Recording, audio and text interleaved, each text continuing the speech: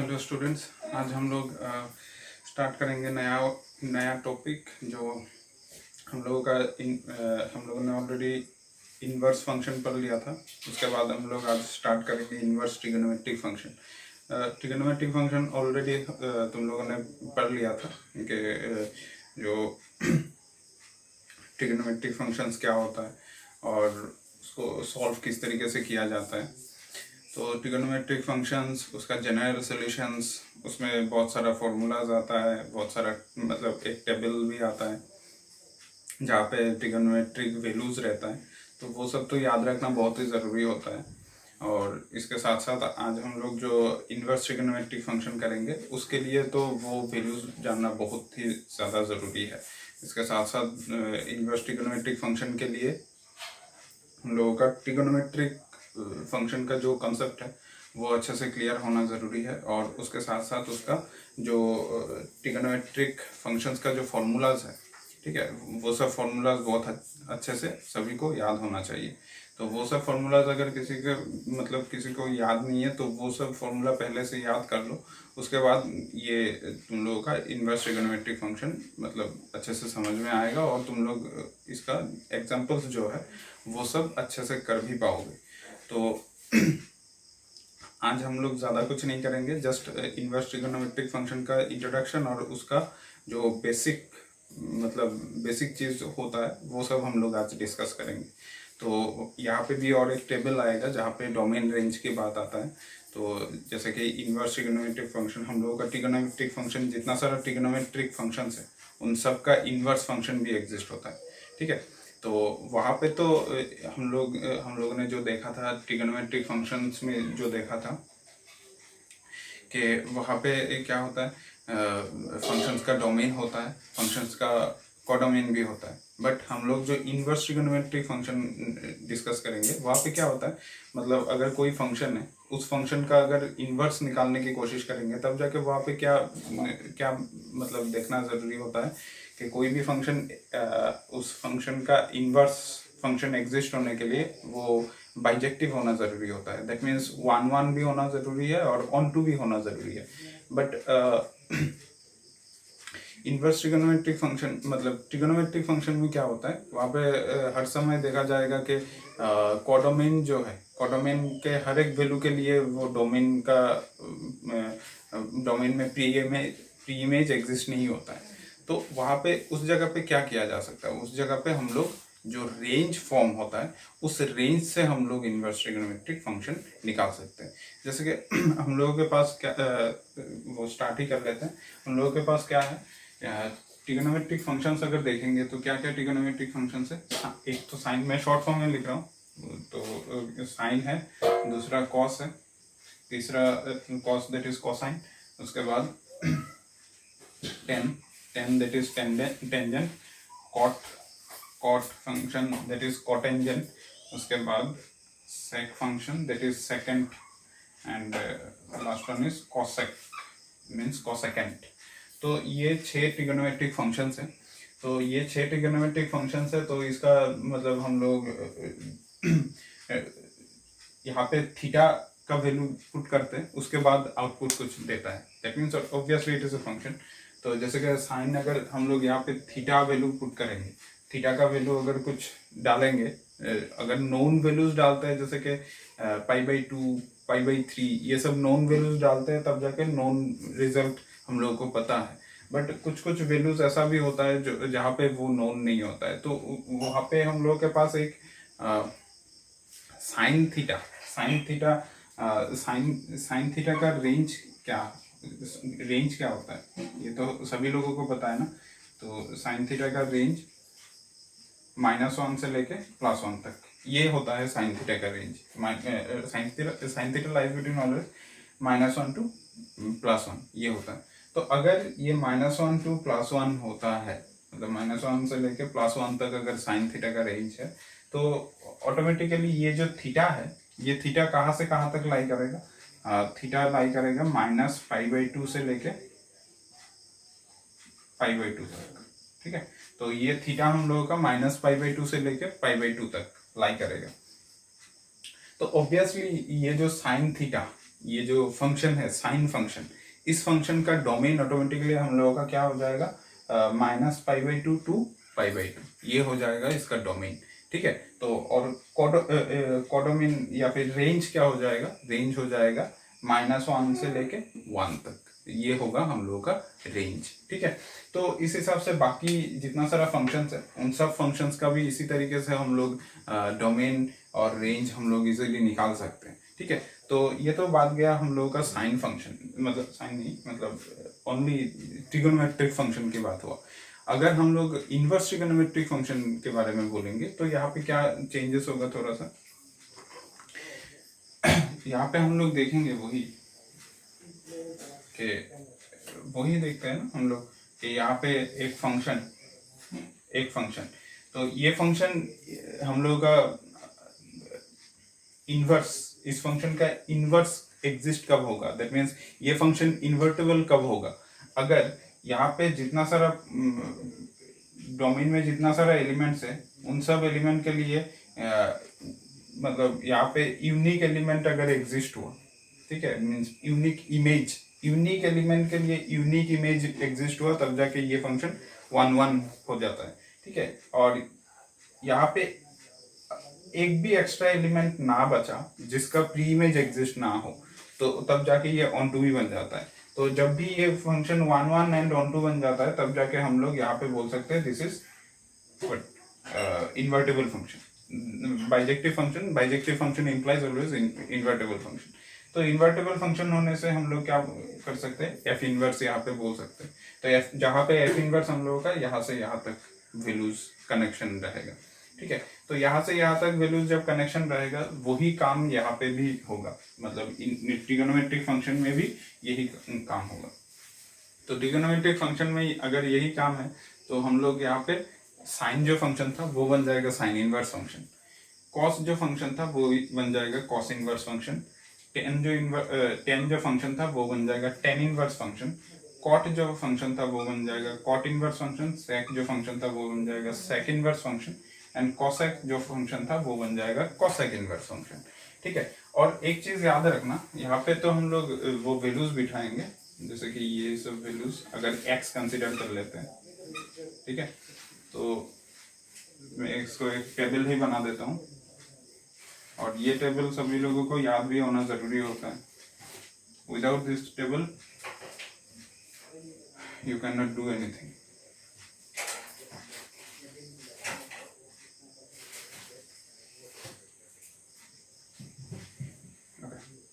तो यहाँ पे हम लोग क्या लिखेंगे,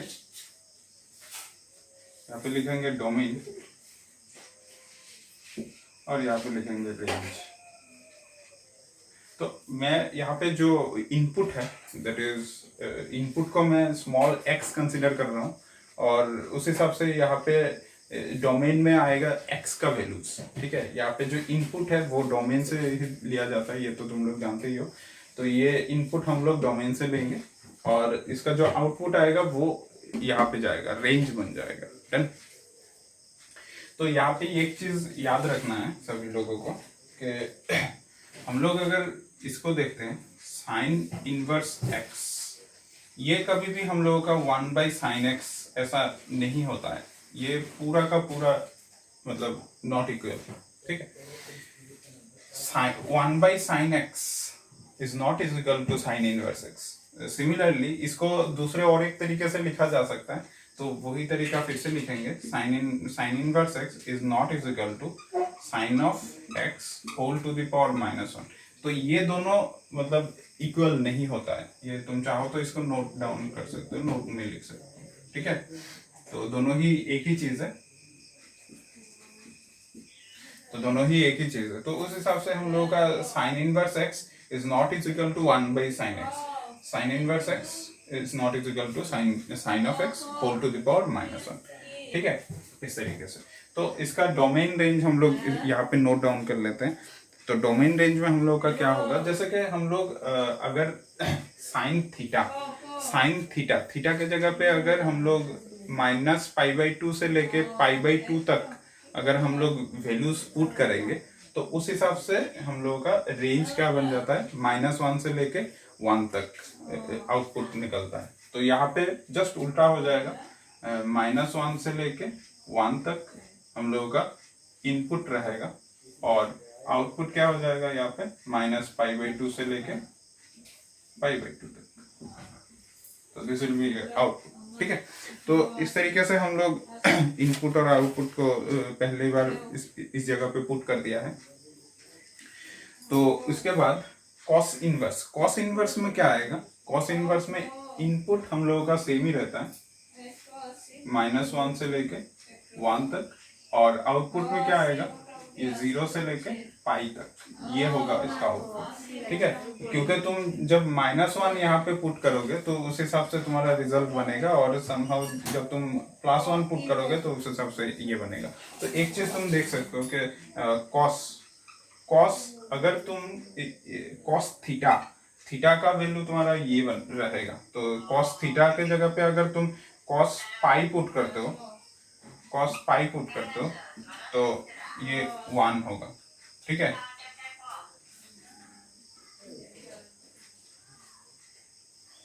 तो कॉस पाई का वैल्यू 1 होता है, ये तो हम लोग जानते हैं। और अरे इसका वैल्यू -1 होता है। ठीक है,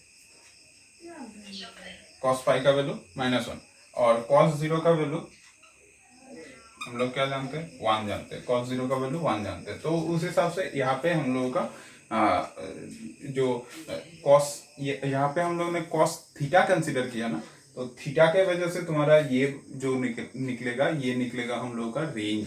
ठीक है, जैसे कि ये -1 और +1 ये हम लोगों का रेंज। तो और अगर इसका इन्वर्स होगा तो ऑटोमेटिकली ये रेंज बन जाएगा डोमेन। हम लोग जानते हैं ना कि ये फंक्शन अगर है तो यहाँ पे जो एलिमेंट्स रहता है, यहाँ पे जो एलिमेंट्स रहता है, जब भी इन्वर्स कंसीडर होगा तब जाके this set is your domain ना, ये सेट हम तब जाके डोमेन की तरह काम करेगा। तो इसका मतलब इस फंक्शन के लिए अगर ये हम लोगों का एफ फंक्शन है तो ये ऑटोमेटिकली एफ इनवर्स। तो एफ फंक्शन के लिए ये हम लोगों का डोमेन सेट, और इस डोमेन सेट के लिए यहाँ पे हर एक वैल्यू का ये सब वैल्यूज इनपुट रहेगा, और जब मैं ये सब वैल्यूज पुट करूंगा इस फंक्शन पे तब जाके तुम्हारा ये सब आउटपुट देगा रिजल्ट। ठीक है, तो तब जाके ये तुम्हारा क्या बन जाएगा? रेंज में कन्वर्ट हो जाएगा। ये सब वैल्यूज क्या किस में हो जाएगा? रेंज बन जाएगा। तो जब मैं इनवर्स फंक्शन कंसीडर करूंगा तब जाके यही सब तुम्हारा जो रेंज था पहले, वो सब तुम्हारा रेंज में जो सब वैल्यूज था वो सब वैल्यूज तुम्हारा क्या डोमेन की तरह काम करेगा, डोमेन का एलिमेंट होगा। तो वो सब डोमेन का एलिमेंट और ये सब फिर से तुम्हारा रेंज का एलिमेंट हो जाएगा। तो उस हिसाब से तुम्हारा ये सब बन जाता है। ठीक है, तो इसके बाद हम लोगों का नेक्स्ट जो है वो बनेगा, कभी कभी मतलब कुछ फंक्शन में क्या होता है वैल्यूज थोड़ा सा मतलब रेंज डोमेन साइन फंक्शन मतलब ट्रिगोनोमेट्रिक फंक्शन और इनवर्स ट्रिगोनोमेट्रिक फंक्शन में कुछ जगह पे तुम्हारा रेंज और कोडोमेन का अंतर देखा जाएगा। ठीक है, तो यहाँ पे टेन इनवर्स में क्या होगा? टेन इनवर्स में बोल्डर, और टेन इनवर्स में बोल्डर, तो यहाँ पे रेंज में क्या हो जाएगा? First bracket -π/2, π/2। ठीक है, तो ये यहाँ पे ये क्या हो रहा है? टेन इनवर्स x, तो तुम x के जगह पे तुम कुछ भी रियल नंबर पुट कर सकते हो। x के जगह पे तुम कुछ भी रियल नंबर पुट कर सकते हो, जो पुट करने से तुम्हारा जो रेंज बनेगा वो रेंज होगा -π/2 से लेके π/2 तक। That is only first quadrant. Just यहाँ पे इस लाइन को भी टच नहीं करेगा, इस लाइन को भी टच नहीं करेगा, जस्ट यहाँ पे वैल्यूज रहेगा। ठीक है, और कॉस के लिए कहाँ पे वैल्यूज रहेगा? यहाँ से लेके यहाँ तक पूरा ये सब लाइन भी टच करेगा, यहाँ से लेके यहाँ तक। और साइन में क्या होगा? ये सब पूरा इस लाइन से लेके इस लाइन तक। ठीक है, फर्स्ट क्वाड्रेंट पूरा। और ये कॉस जो है वो first quadrant, second quadrant including this line. And sine में क्या होगा? First quadrant only including this line and that line. ठीक है। और 10 में क्या होगा, जस्ट यहाँ से लेके यहाँ तक, only first quadrant, not touching the lines, तो इस हिसाब से यहाँ पे, ठीक है, नॉट टचिंग द लाइंस। तो उस हिसाब से हम लोग का 10 इनवर्स का रेंज मिल जाएगा। उसके बाद 10 इनवर्स के बाद कॉट इनवर्स, कॉट इनवर्स में हम लोगों का क्या होगा, सेम यहाँ पे आर रहेगा, बोल्ड आर, और यहाँ पे 0,पाई, 0,पाई ठीक इसी तरीके से ये जस्ट फर्स्ट क्वाड्रेंट और सेकंड क्वाड्रेंट में लाई करेगा, ठीक है, बट लाइन को टच नहीं करेगा। और सेकंड वर्स में क्या होगा, बोल्ड आर माइनस 1 +1 और इसका रेंज क्या बन जाएगा, 0,पाई माइनस सेकेंड ब्रैकेट π/2। तो 0 से लेके पाई तक हम लोगों का क्या है, मीन्स इस तरीके से 0 से लेके पाई तक पूरा का पूरा होगा, ठीक है, 0 से लेके पाई तक पूरा होगा, जस्ट हम लोग इस लाइन को छोड़ देंगे, तो मतलब यहाँ से यहाँ तक, यहाँ से यहाँ तक, और ये जो है इस लाइन को टच नहीं करेगा, ये लाइन, इस लाइन पे सेक इनवर्स अनडिफाइंड बन जाएगा, ठीक है। जहाँ पे टच नहीं कर रहा है वो एक्चुअली अनडिफाइंड वैल्यू देता है, मतलब उस जगह पे इसका वैल्यू डिफाइन नहीं हो पाता, ठीक है। तो ठीक इसी तरीके से इसका जो लास्ट है वो हम लोग यहाँ पे देखेंगे, बोल्ड आर -1 +1, और वहां पे रहेगा -π/2, π/2 माइनस सेकंड,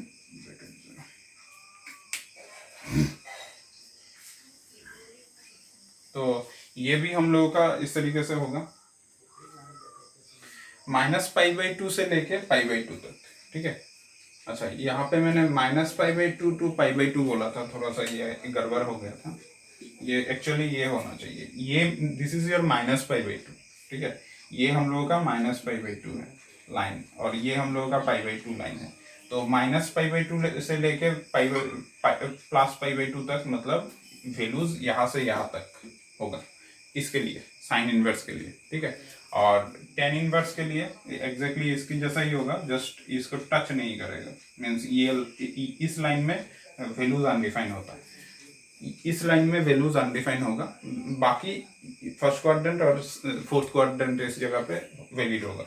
और ये जो है ये क्या है, ये हम लोगों का यही होता है, यहाँ पे कोसेक इनवर्स के लिए मैं बोलता हूँ, कोसेक इनवर्स के लिए क्या होगा, यहाँ से लेके यहाँ तक तो होगा, ठीक है, यहाँ से लेके ये पूरा इस लाइन को भी कवर करेगा, यहाँ से लेके इस लाइन से लेके पूरा यहाँ तक आएगा, और यहाँ से लेके पूरा इस लाइन तक आएगा, बट ये जो 0 वाला लाइन है, मीन्स एक्स एक्सिस कंसिडर कर सकते हो, इस एक्सिस को ये टच नहीं करने वाला है। अगर ये वैल्यू कंसिडर होगा तो वो अनडिफाइंड कंसिडर होगा, ठीक है। तो इस जगह पे मतलब फंक्शन हम लोगों का डिफाइन होता है। तो क्वाड्रेंट के बेसिस पे हम लोगों ने देख लिया है। तो मैंने तुम लोगों को एक चीज बोला है कि इन सब को जो रेंज मैंने दिखाया है, सब रेंज को मैंने डायग्राम के थ्रू दिखाया है, ठीक है। तो डायग्राम के थ्रू दिखाया है, दैट मीन्स यहाँ पे कुछ वैल्यूज निकलेगा, ठीक है, कुछ पर्टिकुलर, जैसे कि मान लो साइन इनवर्स हाफ, तो साइन इनवर्स हाफ इसका तो कुछ एक वैल्यू निकलेगा, ठीक है। वो वैल्यू अगर इस जगह पे मिलता है, कोई भी वैल्यू, मतलब sine inverse of some values, sine inverse of some values, tan inverse of some values, cot inverse of some values, अगर वो सब वैल्यूज अगर सिंप्लीफाई करने के बाद इस रेंज के अंदर मिलता है, तब जाके हम लोग बोल सकते हैं कि उस इनवर्स फंक्शन का प्रिंसिपल वैल्यू वो है। मतलब जो भी निकलेगा, जैसे कि इसका कोई भी वैल्यू अगर निकलता है तो वो वैल्यू अगर इस यहाँ पे जो जो रेंजेस है गिवन है, तो पर्टिकुलर फंक्शन के लिए, जैसे कि ये साइन इनवर्स है, साइन इनवर्स फंक्शन मतलब ये होगा रेंज, तो इस रेंज के अंदर अगर इसका जो वैल्यू निकलेगा वो वैल्यू अगर इस रेंज के अंदर निकलता है तब जाके वो वैल्यू कंसिडर किया जाएगा प्रिंसिपल वैल्यूज। दैट मीन्स जब भी क्वेश्चन में आएगा जैसे कि प्रिंसिपल वैल्यूज निकालना है तब जाके ये रेंज जानना बहुत जरूरी पड़ता है, साथ साथ डोमेन भी जानना बहुत ही ज्यादा जरूरी पड़ता है। ठीक है, तो इस रेंज के ऊपर डिपेंड करके हम लोग प्रिंसिपल वैल्यूज निकालना मतलब निकाल सकते हैं। ठीक है, तो ये सब ये जो टेबल है सभी लोगों को पूरा अच्छे से याद हो जाना चाहिए। ठीक है, अगर ये टेबल याद नहीं रहेगा तब जाके ना ही प्रिंसिपल वैल्यूज निकाल पाओगे और ना ही मतलब अगर रेंज डोमेन की बात आया क्वेश्चन अराइज हुआ तब जाके कुछ भी आंसर नहीं कर पाओगे, मीन्स रेंज भी नहीं बोल पाओगे, डोमेन भी नहीं बोल पाओगे। अचानक से अगर बोल दिया गया कि सेक इनवर्स फंक्शन का रेंज क्या होता है तब जाके ये तुम्हें याद होना जरूरी होता है। ठीक है, ठीक इसी तरीके से अगर प्रिंसिपल वैल्यू बोला जाएगा कि find the principal value of sec inverse something, ठीक है, तब जाके तुम्हें अगर रेंज पता है तब जाके तुम एग्जैक्ट प्रिंसिपल वैल्यूज निकाल सकते हो। अगर रेंज नहीं पता होगा तब जाके तुम प्रिंसिपल वैल्यूज नहीं निकाल पाओगे, वहां पे प्रॉब्लम हो जाएगी।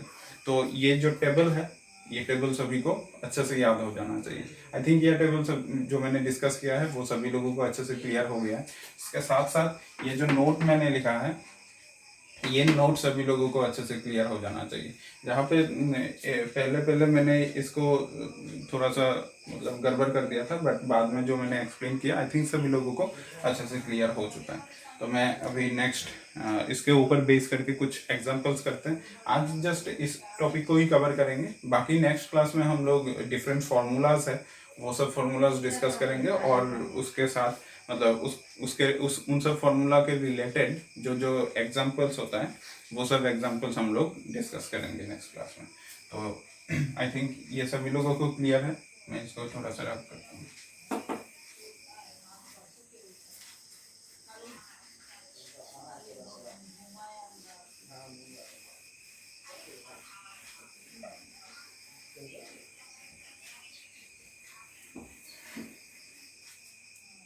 अच्छा, इसके रिलेटेड कुछ एग्जांपल्स हम लोग करते हैं।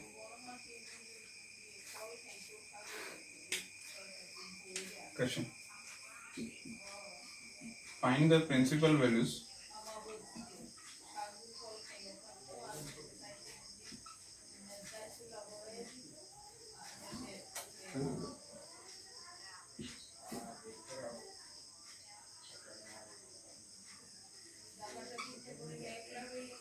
Values of number one. मैं नंबर वन नंबर टू देके एक एक क्वेश्चन लिखूंगा, एक एक क्वेश्चन डिस्कस करूंगा। ठीक है, तो एक क्वेश्चन डिस्कस कर लेते हैं। साइन इनवर्स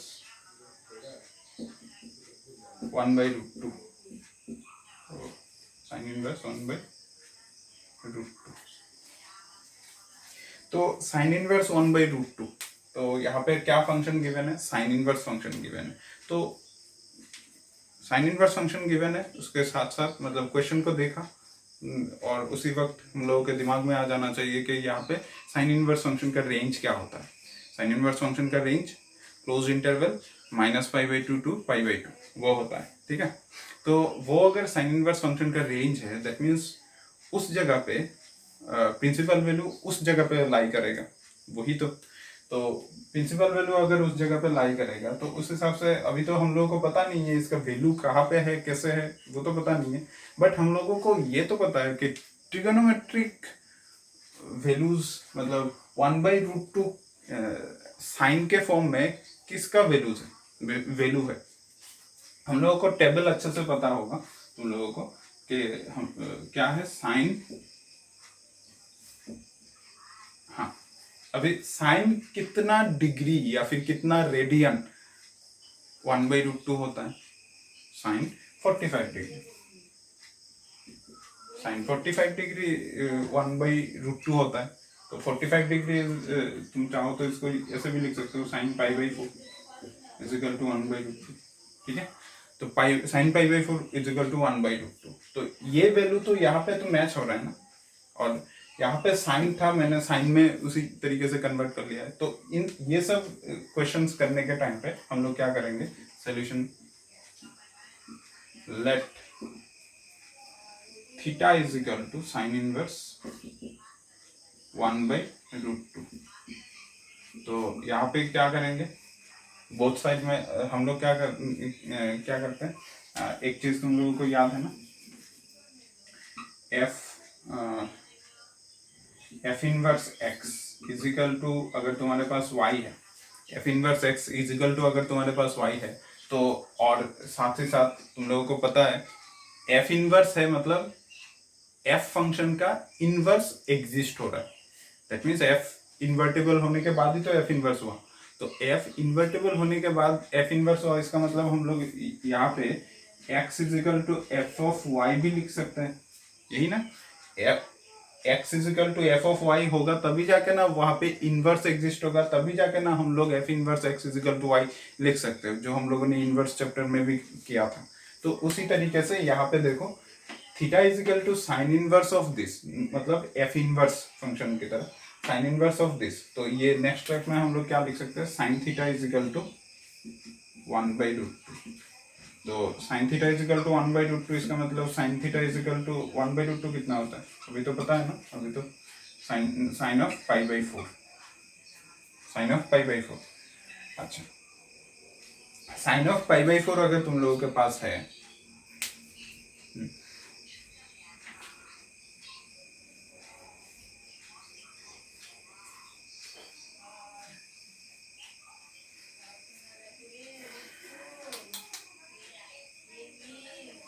अच्छा साइन ऑफ π/4 अगर तुम्हारे पास है तो थीटा का वैल्यू यहाँ पे क्या हो जाना चाहिए, थीटा का वैल्यू तो π/4 हो जाना चाहिए, ठीक है। तो वही हम लोग करेंगे कि since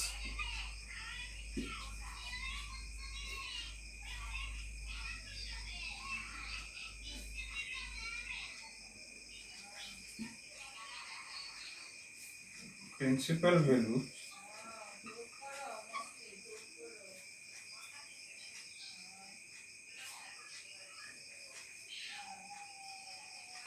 of sin inverse x lies between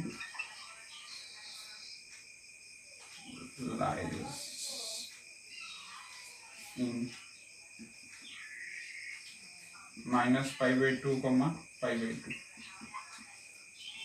Therefore यहाँ पे जो तुम्हारा जो sine theta is equal to sine of sine theta is equal to sine of π/4 है, देयरफॉर हम लोग क्या लिख सकते हैं, therefore theta is equal to π/4। That implies theta का मतलब क्या है, sine inverse x x x ना सॉरी साइन इनवर्स, थीटा का मतलब क्या है, साइन इनवर्स 1/√2। तो sine inverse 1/√2 is equal to π/4। तो इस तरीके से हम लोग इसका आंसर निकाल सकते हैं। तो साइन इनवर्स 1/√2 का वैल्यू कितना है, π/4 है। तो हम लोग बाद में किसी जगह पे हम लोग थोड़ा सा डायरेक्टली भी यूज करेंगे। किस तरीके से डायरेक्टली यूज कर सकते हैं, हम लोगों का जो था ना कि तुम लोगों को ऑलरेडी पता है साइन 60 डिग्री का वैल्यू क्या है, साइन 30 डिग्री का वैल्यू क्या है, साइन 45 डिग्री का वैल्यू क्या है, साइन 0 डिग्री का वैल्यू क्या है, साइन 90 डिग्री का वैल्यू क्या है। वो जो टेबल था उस टेबल से ही हम लोग सब कुछ निकाल सकते हैं। जैसे कि ये अगर उस रेंज के प्रिंसिपल वैल्यू एक्चुअली वो जो रेंज होता है उस रेंज प्रिंसिपल वैल्यू, वो जो हम लोगों का टेबल जो होता है उस टेबल में जो सब वैल्यूज हैं तो उन सब वैल्यूज से भी हम लोग डायरेक्टली भी निकाल सकते हैं। तो डायरेक्टली तो हम लोग बाद में करेंगे, अभी एक दो एग्जांपल देख लेते हैं कि इस हिसाब से बनता है कि नहीं, ठीक है। तो नेक्स्ट और एक एग्जांपल आई थिंक सभी लोगों को यहाँ पे क्लियर हो चुका है।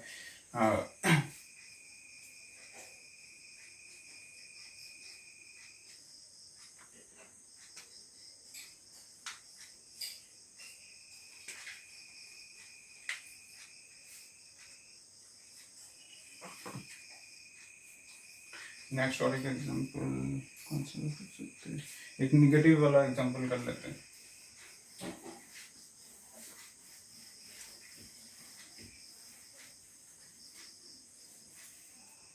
Number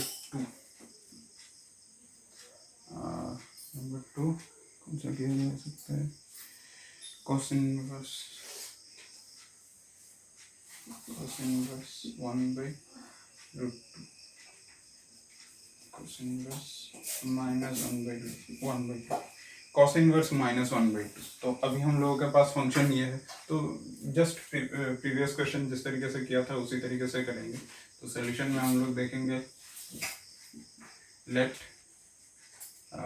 x is equal to cos inverse -1/2। तो यहाँ पे क्या देखा जाएगा, यहाँ पे हम लोग ठीक पहले की तरह हम लोग क्या करेंगे, cos x is equal to हम लोग क्या लिखेंगे -1/2। तो -1/2 माइनस को तो छोड़ो, बट 1/2 को तो पता है क्या होता है 1/2। तो cos of x is equal to minus of cos कितना होता है पाई, ये हाफ है, तो हाफ होने से पाई/3 हो जाएगा। ठीक है, तो पाई/3 मीन 60 डिग्री, तो cos 60 डिग्री हाफ होता है। तो उस हिसाब से हम लोगों का क्या बनेगा, अभी ये जो माइनस है, जब तक इस माइनस को यहाँ से नहीं हटाएंगे तब तक हम लोग यहाँ पे cos एलिमिनेट नहीं कर पाएंगे। तो यहाँ पे क्या बन जाएगा, cos x is equal to cos of pi minus पाई/3। तो वही तो करते हैं ना हम लोग, कौन से क्वाड्रेंट में है, देखो निगेटिव फर्स्ट क्वाड्रेंट और फोर्थ क्वाड्रेंट में cos पॉजिटिव है, तो इन दोनों क्वाड्रेंट को छोड़ के बाकी कौन सा क्वाड्रेंट, सेकंड क्वाड्रेंट और थर्ड क्वाड्रेंट, तो इन दोनों क्वाड्रेंट में क्या होता है, cos निगेटिव हो जाता है।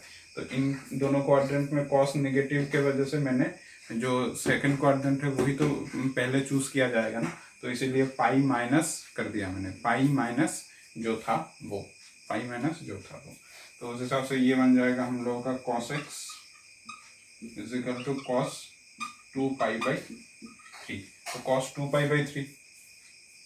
2π/3 इस हिसाब से अभी हम लोगों को चेक करना पड़ेगा कि यहाँ पे जो वैल्यू आया 2π/3 जो वैल्यू आया वो 2π/3 वैल्यू क्या, जो cos इनवर्स का जो रेंज है उस रेंज के अंदर पड़ता है कि नहीं, तो वो देख लेते हैं। तो cos इनवर्स का रेंज क्या होता है, 0 to पाई होता है, 0 to पाई। तो 0 to पाई इसका मतलब क्या है, 0 से लेके 1 into पाई तक, बट यहाँ पे क्या है 2/3 into पाई। 2/3 into पाई कितना होता है, 2/3 into पाई 0.66, मतलब 0 पॉइंट समथिंग, तो 1 तक तो अभी तक नहीं पहुंचा, तो उस हिसाब से ये लेस देन वो है, इसका मतलब ये वैल्यू इस रेंज के अंदर लाई करेगा। तो सिंस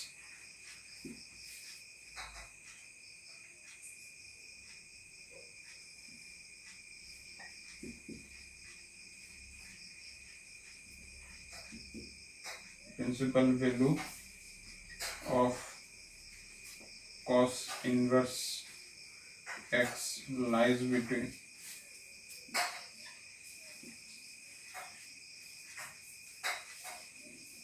in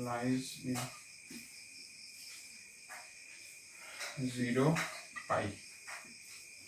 ठीक है,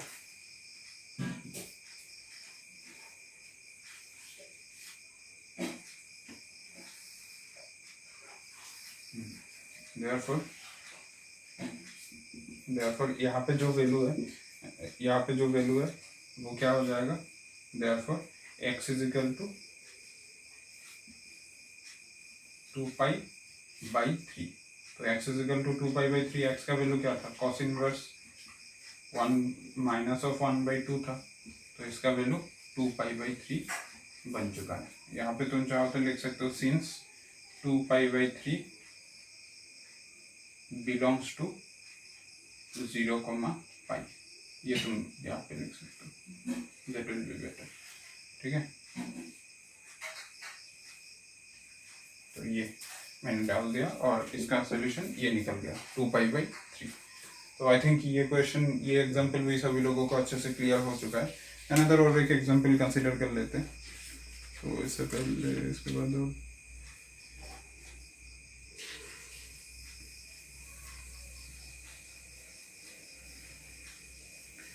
ठीक है, इसका और एक एग्जांपल कंसीडर कर लेते हैं, negative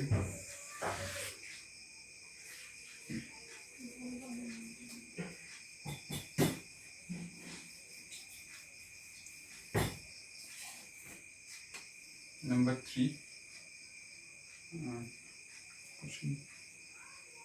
tan inverse minus root 3। तो tan inverse minus root 3 solution में क्या करेंगे, सोल्यूशन में let x is equal to tan inverse root 3 minus root 3।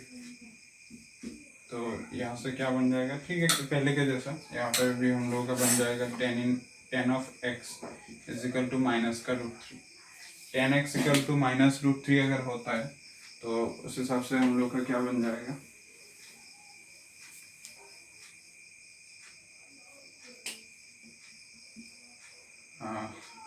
tan x is equal to minus tan root 3। Root 3 कितना होता है, रूट 3 हम लोगों का 60 डिग्री में आएगा। तो 60 डिग्री हम लोगों का क्या होता है, π/3।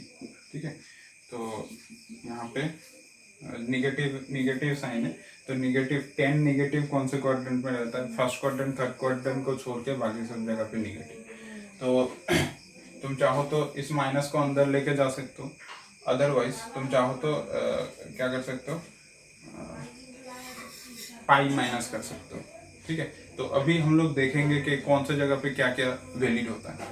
तो अगर हम लोग यहाँ पे माइनस, सबसे पहले देखना पड़ेगा कि tan इनवर्स जो है, tan इनवर्स का रेंज क्या होता है। tan इनवर्स का रेंज हम लोगों ने क्या कंसिडर किया था, वो उसका रेंज -π/2 से लेके π/2 तक। ठीक है, तो -π/2 और π/2 इंक्लूड नहीं है, फिर भी -π/2 से लेके π/2 तक। तो यहाँ पे अगर माइनस में अंदर लेके जाऊंगा, ये -90 डिग्री से लेके +90 डिग्री तक, अगर मैं माइनस को अंदर लेके जाऊंगा तो -60 डिग्री। ठीक है, तो -60 डिग्री तो ऑब्वियसली इसके अंदर ही रहेगा ना, तो इसी वजह से इस माइनस को अंदर लेके जा सकते हैं। अभी दूसरा क्या है, पाई माइनस π/3 अगर हम लोग करके देखेंगे तो 2π/3। तो 2π/3 में क्या होता है, ये 0.6 हो जाता है। ठीक है, तो 0.6 हो जाता है, तो उस हिसाब से तो ये 0.5 था, तो उस हिसाब से ये वैल्यू ग्रेटर बन जाएगा। तो हम लोगों के पास एक ही मतलब रिजल्ट यहाँ पे बन पाएगा, वो ये है tan x is equal to tan of कितना होता है, -π/3। तो same principal values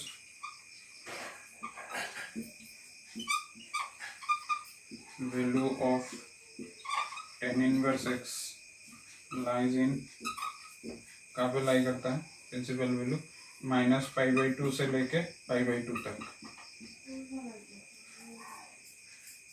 and -π/3 lies between -π/2 से लेके π/2 तक।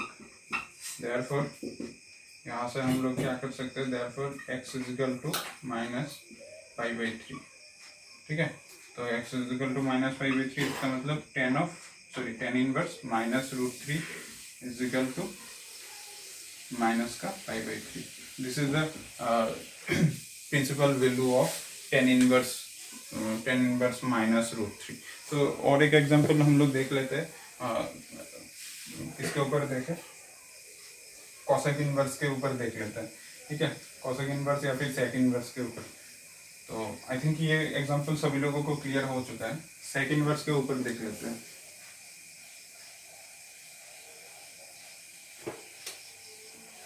3, 4 सेक इनवर्स, एक एग्जांपल सेक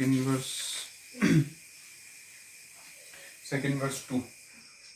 तो सेक इनवर्स 2 ये किस हिसाब से हम लोग किस तरीके से निकालेंगे, तो देख लो, सबसे पहले तो हम लोगों का same process, let x is equal to sec inverse 2। तो x is equal to sec inverse 2, तो फिर से हम लोगों को वही करना पड़ेगा, sec x is equal to 2।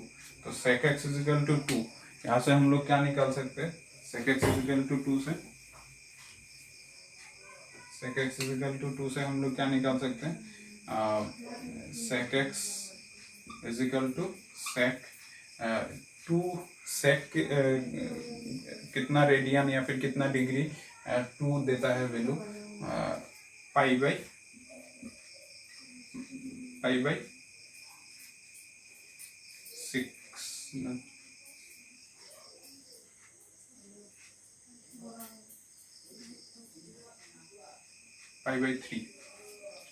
By three sec pi by 3 देगा हम लोगों को 2। तो sec पाई बाई 3 अगर हम लोगों को 2 देता है, तो उस हिसाब से अभी देखना पड़ेगा कि ये जो पाई बाई 2 नहीं, पाई बाई 3, sec पाई बाई 3 अगर 2 देता है, तो अभी देखना पड़ेगा कि ये पाई बाई 3 जो वैल्यू है, वो वैल्यू क्या उस पर्टिकुलर रेंज के अंदर आता है कि नहीं। तो सिंस रेंज क्या था, सेक का रेंज 0 से लेके पाई तक, और वहां से हम लोग क्या एक्सक्लूड करेंगे, पाई बाई 2 एक्सक्लूड कर देंगे, तो तभी जाके हम लोगों का रेंज मिल जाता है। ठीक है, तो उस हिसाब से सिंस क्या होता है, principal value of sec inverse x lies in 0 से लेके पाई, वहां से माइनस होगा पाई बाई 2। तो 0 से लेके पाई के अंदर तो ये वैल्यू तो ऑब्वियसली लाई करेगा ना, and pi by 3 belongs to 0 to pi minus second bracket pi by 2। ठीक है, तो देयरफॉर हम लोग क्या बोल सकते हैं कि ये जो वैल्यूज है, that is sec x is equal to sec pi by 3 जो है, तो यहाँ से हम लोग x का वैल्यू पाई बाई 3 कंक्लूड कर सकते हैं। तो x का वैल्यू पाई बाई 3 होगा, तो x what is x, it is sec inverse 2। तो sec इनवर्स 2 का value pi by 3, this pi by 3 is the principal value of sec inverse 2। I think ये सभी लोगों को क्लियर हो चुका है, ये कहाँ पे लाई करता है, वो हम लोगों का क्वाड्रेंट के ऊपर बेस करके हम लोग ये सब निकाल सकते हैं। तो 3-4 एग्जांपल हम लोगों ने यहाँ पे डिस्कस किया है, आई थिंक सभी लोगों को अच्छे से क्लियर हो चुका है। तो इसके बाद हम लोग यहाँ पे जो इनवर्स ट्रिगोनोमेट्री का डिफरेंट फार्मूलाज हैं, उन सब को डिस्कस करेंगे, और उन सब फार्मूला के ऊपर बेस करके जो जो एग्जांपल्स होगा वो सब हम लोग नेक्स्ट क्लास में डिस्कस करेंगे। तो आज आई थिंक सभी लोगों को अच्छे से ये सब क्लियर हो चुका है, और तुम लोगों का एक ही काम, मतलब एक काम रहेगा कि तुम लोग जो पहले जो ट्रिगोनोमेट्रिक फंक्शंस का जो जो फार्मूलाज सीखे हो, ठीक है, तो वो सब के सब फार्मूलाज तुम लोगों को याद हो जाना जरूरी है। ठीक है, वो सब फार्मूलाज रिकॉल करना ज़रूरी है नेक्स्ट क्लास के पहले। तो आई थिंक आज का क्लास सभी लोगों को अच्छे से क्लियर हो चुका है। तो आज का क्लास मैं यहाँ पे ही एंड करता हूँ, बाकी नेक्स्ट क्लास में मिलते हैं।